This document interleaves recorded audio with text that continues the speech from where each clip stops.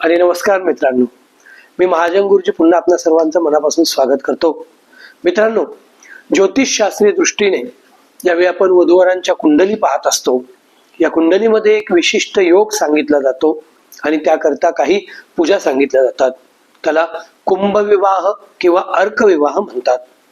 तर हे कुंभविवाह पूजा काय आहे, अर्कविवाह पूजा काय आहे, ज्योतिषशास्त्राप्रमाणे कुठल्या परिस्थितीमध्ये कुंडलीतील कुठले ग्रह एकत्र आल्यानंतर ही पूजा करावी, त्याचा वैवाहिक जीवनाशी काही संबंध आहे का, किंवा त्या पूजनानंतर काही वैवाहिक सुखामध्ये, वैवाहिक सौख्यामध्ये, आयुष्यामध्ये, ऐश्वर्यामध्ये काही फरक पडतो का, आणि ही पूजा कशा पद्धतीने करावी, कोणत्या ठिकाणी करावी, पूजेचं विधिविधान काय आहे, याचं संपूर्ण माहिती आनंदाने आपल्याला या व्हिडिओमध्ये आज मिळणार आहे. त्यामुळे हा व्हिडिओ आपण शेवटपर्यंत नक्की पहा.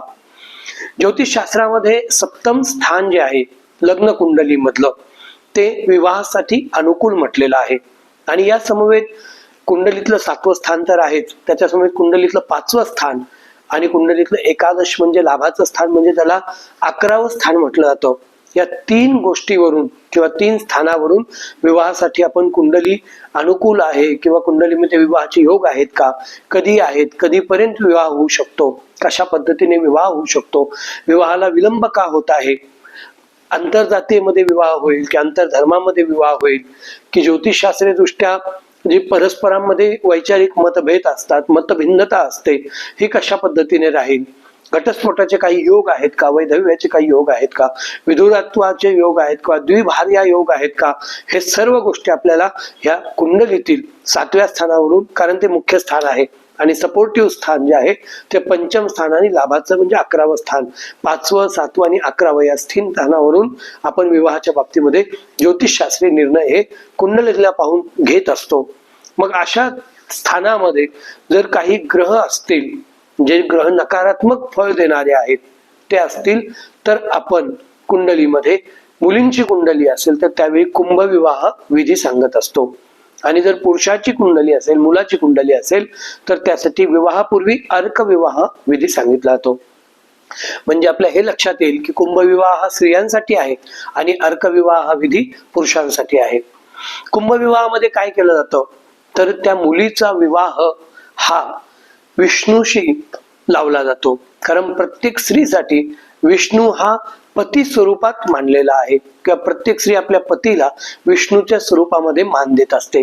कुंभावरती विष्णूची मूर्ती किंवा प्रतिमा ठेवून त्याच्या समवेत विवाह केला, विष्णू मंदिरामध्ये जाऊन तिथे आपण अशा पद्धतीने व्यवस्थित रित्या पूजन करून जर विवाह विधी संपन्न केला, तर वैवाहिक सुखामध्ये येणारे जे जे काही दोष आहेत ते दोष निवारण होण्याचं कार्य हे या विवाहातून होत असतं. विवाह विधीचा जो कुंभविवाहाचा जो संकल्प आहे त्यामध्ये हेच सांगितलंय की ह्या कन्येच्या वैवाहिक सौख्यामध्ये कुठल्या प्रकारच्या अडीअडचणी येत असतील किंवा कुठल्या प्रकारच्या ग्रहदोष, ग्रहबाधा उत्पन्न होत असतील, तर त्याचं निवारण करण्यासाठी हा विवाह विधी मी करत आहे.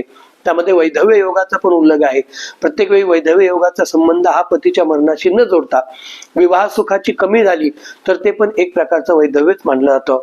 वैवाहिक सुखामध्ये अडीअडचण आली तर त्यासाठी सुद्धा कुंभविवाह विधी सांगितलेला आहे. हा कुंभविवाह विधी कधी करावा, तर व्यवस्थितरित्या कन्येचं जे नक्षत्र आहे त्या नक्षत्राप्रमाणे किंवा जन्मतिथी आहे त्या तिथीप्रमाणे अनुकूल असणारे जे मुहूर्त असतात ते मुहूर्त चांगल्या जाणकार गुरुजीकडून घेऊन त्यांच्याद्वारे व्यवस्थितरित्या विष्णू देवालयामध्ये शक्यतो ह्या विवाहाचं विधीचं आयोजन हे करावं किंवा करायचं असतं. हा विधी केव्हा करावा, तर आपल्या वैवाहिक सौख्याची सुरुवात होत असताना आपण पत्रिका लग्नासाठी पाहतोय, तर अशा वेळी कुंभविवाह करावा. शक्यतो जर साखरपुडा झाल्यानंतर आणि विवाह होण्याच्या मधला जो काळ आहे या काळामध्ये विवाह विधी केला तर खूप उत्तम आहे. परंतु काही वेळेला साखरपुडा आदल्या दिवशी होतो, दुसऱ्या दिवशी लग्न होतं, मग अशा वेळी विवाहाच्या अगोदर कमीत कमी 1.25 महिना म्हणजे 40 दिवसापर्यंत हा कुंभविवाह विधी आपण करू शकतो. मातीचा कुंभ घेऊन, घट घेऊन त्यावरती तामन किंवा आच्छादन ठेवून त्यावरती विष्णूची प्रतिमा ठेवली जाते आणि या विष्णूला प्रार्थना केली जाते की आमच्या वैवाहिक सौख्यामध्ये जे ज्योतिषीय दृष्ट्या ग्रहांच्या कारकत्वामुळे किंवा ग्रहांच्या कंजक्शनमुळे, युतीमुळे उत्पन्न होणारे दोष आहेत, ह्या प्रकारचे दोष निवारण करण्यासाठी आम्ही तुझी प्रार्थना करत आहोत. हे दोष या देवावरती गेल्यानंतर टेक्निकली त्या कन्येचा जो पहिला विवाह असणार आहे तो विष्णू समवेत झाल्यानंतर ज्या पहिल्या विवाहामध्ये उत्पन्न होणारे दोष ग्रह दाखवतात किंवा ग्रह निर्देशित करतात, ते दोष विष्णू देवावरती आपल्याला अर्पण करायचे आहेत. त्यामुळे या विवाहामध्ये कुठल्याही प्रकारचे दोष किंवा त्रास हे उत्पन्न होत नाहीत. कुठला ग्रह हा विवाह स्थानामध्ये असेल किंवा पंचम, सप्तम किंवा एकादश स्थानामध्ये असेल तर कुंभ विवाह करावा. त्याचा निर्णय ज्योतिषाचार्य कशा पद्धतीने करतात, तर विवाह स्थानामध्ये म्हणजे सप्तम स्थानामध्ये जर राहू असेल किंवा शनी राहूंची युती असेल, शनी केतूची युती असेल, शनी चंद्राची युती असेल, शनी सूर्य युतीमध्ये असतील, मंगळाचा काही दोष असेल किंवा मंगळा समवेत राहू असेल, गुरु राहू दोष असेल, मग अशा पद्धतीने कुठल्या प्रकारचे शुभ ग्रह आणि अशुभ ग्रह यांची जर युती त्या स्थानामध्ये झाली असेल तर हा विवाह विधी करायचा असतो, कुंभ विवाह विधी केला जातो. किंवा त्या पंचम स्थानाचा प्रभाव, या प्रभावामध्ये जर काही नकारात्मक ग्रह असतील, कुंडली शास्त्राप्रमाणे 4 ग्रहांचं कारकत्व हे मूलतः नकारात्मक म्हटलेलं आहे. त्यामध्ये शनी आहे, मंगळ आहे, राहू आहे आणि केतू आहे. हे मांगलिक दोष असतील किंवा राहू मंगळाचे अंगारक दोष असतील तर ते निवारण करण्यासाठी सुद्धा कुंभ विवाह विधी सांगितला जातो. मग त्या विवाहाच्या नंतर वैवाहिक सुख्यामध्ये येणारे जे जे काही दोष आहेत ते निवारण होतात. पुत्राच्या किंवा मुलाच्या कुंडलीमध्ये जर अशाच पद्धतीने ग्रहदशा असेल आणि त्याचं सप्तम स्थान हे मुख्य स्थान, पंचम स्थान म्हणजे 5वं स्थान आणि लाभाचं स्थान म्हणजे 11वं स्थान हे जर बाधित झाले असतील, अशा प्रकारच्या कुठल्याही प्रकारच्या शुभ आणि अशुभ ग्रहांची युती किंवा दृष्टी किंवा दशा त्यावरती असेल तर ज्योतिषशास्त्रांच्या नियमाप्रमाणे, त्यांच्या व्यवस्थित सांगण्याप्रमाणे, अनुमतीने आपण हा अर्कविवाह विधी करायचा असतो. अर्कविवाहाचा अर्थ काय असतो, तर अर्क वृक्ष जो आहे, ज्याला मांदार वृक्ष म्हटलेला आहे, ज्याला आपण साध्या भाषेमध्ये रुईचं झाड म्हणतो, या रुईच्या झाडाच्या ठिकाणी जाऊन किंवा एखाद्या छानशा कुंडीमध्ये रुईचं झाड स्थापन करून त्यामध्ये हा विवाह विधी संपन्न करायचा आहे. हा विवाह सुद्धा आपल्याला पवित्र स्थानामध्ये संपन्न करायचा आहे. त्याला अर्क विवाह म्हटलं जातं. अर्क हा शब्द सूर्यासाठी पण आहे आणि ह्याच अर्क वृक्षाच्या ज्या फुलांच्या माळा असतात, त्या पूर्वीच्या काळामध्ये ज्या वेळी मुला मुलींचे विवाह व्हायचे आणि हळद लावली जायची, या हळद लावल्यानंतर विवाह होईपर्यंतच्या काळामध्ये जो प्रवास केला जायचा, त्या प्रवासामध्ये रुईच्या फुलांच्या माळा ह्या वधूवरांच्या कपाळी लावल्या जातात. आजही आदिम समाजामध्ये किंवा अगदी आपण जर पाहिलं तर ग्रामीण भागामध्ये सुद्धा अनेक समाजामध्ये या पद्धतीने रुईच्या फुलांची माळा लावण्याचा प्रघात आहे.